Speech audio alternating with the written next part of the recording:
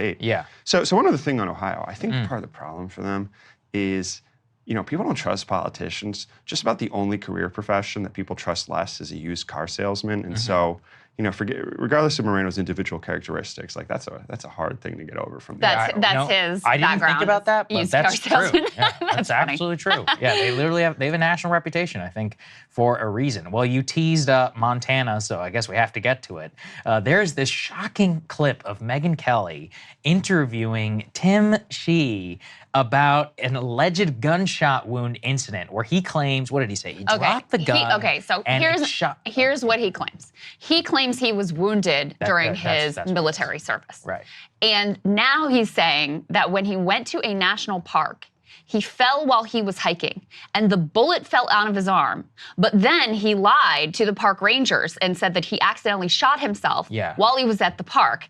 And of course, the story has shifted, and basically it looks like he lied about being wounded during his service, and how he actually was wounded was by shooting himself in a national park, which also, by the way, that would be illegal. You're not allowed to discharge firearm in a national park. That's a good point. So there's that as well. So anyway, Megyn Kelly, who's obviously on the right, Trump supporter, wants Republicans to win, et cetera, was trying to get to the bottom of what the hell his story even actually was. And even now, he still can't really explain it in a way that makes any kind of a sense. Let's take a listen how that went. They're saying that you were in a park, Glacier Park, that you dropped your weapon, that it went off inadvertently and it shot you in the arm, and that there's a park ranger saying she spoke to you about that. And it looks like you spoke to the Washington Post and you said that you lied when you told the park ranger about this. So which is it? Like, did you shoot yourself in the arm inadvertently in Glacier Park?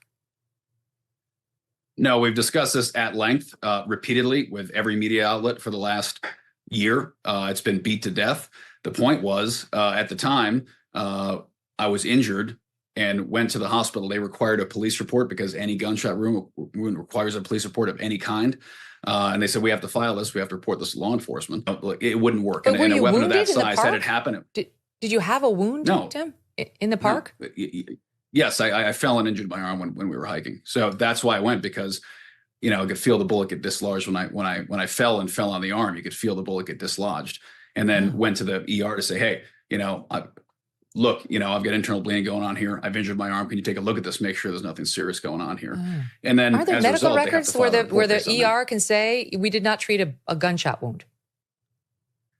Well, there isn't. I mean, that's the point. You go in, you check on it, and you leave. There's not an extensive medical record for any of this stuff. So, I don't really know anything about what he just said right there. I'm still figuring it out myself. Like it fell out of his arm. It didn't happen. What did he say previously? He's like Navy SEAL dudes he was involved in whenever he got wounded. Why would you lie to the park ranger and claim that you shot yourself when actually your bullet just fell out of your arm while you were hiking? Oh, and conveniently, there's no medical records. It's a magic bullet. That's what I was joking about. I was like, it's literally like the magic bullet that fell out of Governor Connolly with the Kennedy assassination. Anyways, the point is, that's getting a lot of attention in Montana. A lot of gun owners who are there, and I think he's been hit with that. So you think that there's a possibility of an upset? There's a possibility for sure that Tester wins. He's done it before. He's outperformed polls before.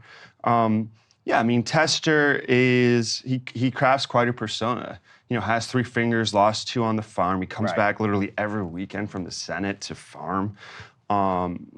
He's as committed to his ranch as any Montana rancher. Yeah. He's also a state that used to elect 50% of its statewide officials were Democrats for like the first 12 for 14 years of this millennium. And that slowly ended one by one, even as it was voting for Republicans for a while, but that split ticket voting's reducing. So it's getting tougher every year. Yeah, I guess, actually, my final thing here on the Senate part is, can you give people a sense of how crazy Senate races can be off? Like, what was it, Maine last time? Susan Collins, God. They had her down by, I think, 12? I actually want to say 12 points for Susan Collins, but it might have been 8. It was something like ridiculous. I think she won by 8, and she was down by 2 or 3, so the margin might have been like 12 The margin was off. crazy, right? But then they had, Jamie Harrison, they had it tied with Lindsey Graham. He won by like 17 or something. No, that's the height of bad polling for the Senate was 2020. Right. It was even worse than the presidential polling. It just didn't get as much attention.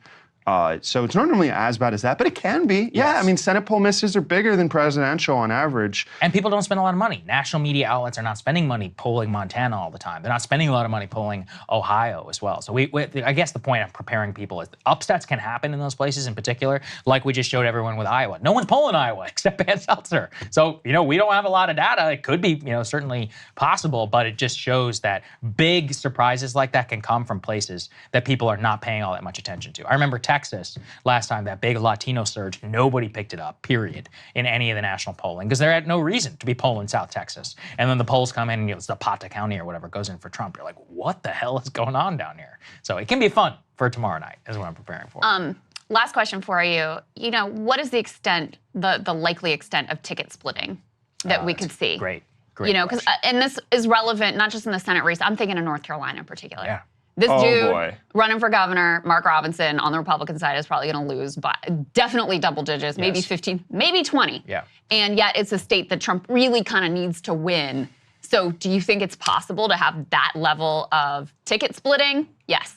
And what about in the Senate races? I've seen some indications that, there was more separation between the presidential race and the Senate candidates on the Democratic side in particular. It seems like in the blue wall states, that seems to be tightening, and there seems to be sort of more direct correlation between the presidential race and the Senate races. Are you seeing that in other places as well? Yeah, there's some correlation for sure. They're getting Yeah. closer, but I mean, look, Pennsylvania is like a 50-50 state for the presidential. At least in my model, it's 80% for the Senate. That type of upset can happen. Yeah. It Interesting. requires 2020 level polling miss for McCormick to win. That's happened before, but that's Yep. one of the biggest polling misses we've ever seen. So Yes. he's an underdog. He's done a good job against Casey, who overperformed Hillary Clinton by like 15 points in some red Ridiculous. rural Yeah, he districts. did. Wow. Because he goes everywhere. Yeah, he is. You know? And he's from Western PA. He's got the credibility. He's got the family name. He's like, it's as good as it gets, I think, for Pennsylvania. I went to Democrat. undergrad in Gettysburg, and he was showing up in Gettysburg more than once. Really? And that's deep red rural That's area so in funny. Pennsylvania. Very interesting. Amazing. All right. Well, we are going to see you tomorrow night. Yes, sir. Meet me here for the Rest big up. show. So Looking forward to it. Yeah, thank you. It was always great to have your insights. Hey, if you like that video, hit the like button or leave a comment below. It really helps get the show to more people. And if you'd like to get the full show ad-free and in your inbox every morning, you can sign up at breakingpoints.com. That's right. Get the full show, help support the future of independent media at breakingpoints.com.